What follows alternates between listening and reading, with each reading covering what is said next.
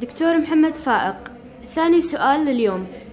وايد ناس تسأل شنو هي علاجات الشخير وتوقف التنفس؟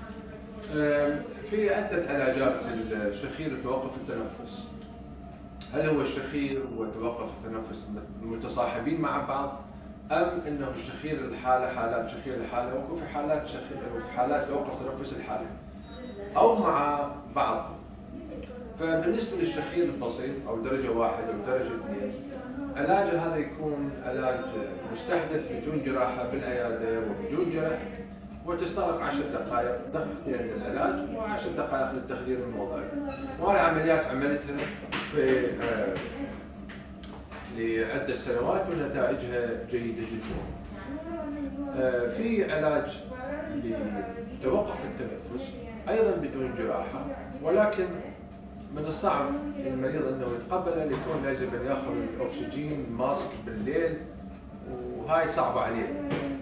لكن في علاجات جراحيه مثل العمليه اللي احنا نعملها الان بالنسبه الى توقف التنفس، واللي تشمل حول فتح المجال التنفسيه العليا للانف للفم للبلعوم، وحتى بالنسبه للسات انه تقديمه للامام حتى ينفتح المجال التنفسي.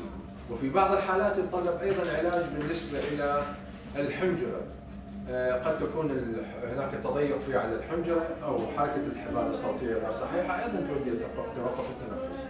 فهناك علاجات غير جراحية وهناك علاجات جراحية، وهناك علاجات قد تكون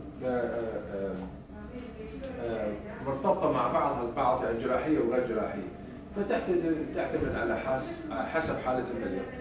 والتشخيص المبكر والتشخيص المضبوط في هذه الحالات هو انه يكون الاساس في علاج المريض.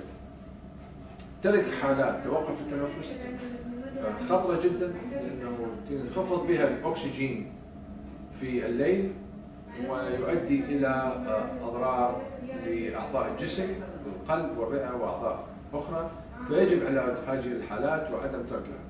اما بالنسبه للشخير فهو الصوت يسبب ازعاجات، لكنه ما به خطوره انه يوقف التنفس او يخفض الاكسجين الا اذا كان متصاحب مع توقف التنفس او بالنسبه الى انخفاض الاكسجين بالليل. فانصح المرضى انه استشاره طبيب انف واذن وحنجره، والتشخيص المبكر والعلاج المبكر هو الاساس في علاج هذه الحالات.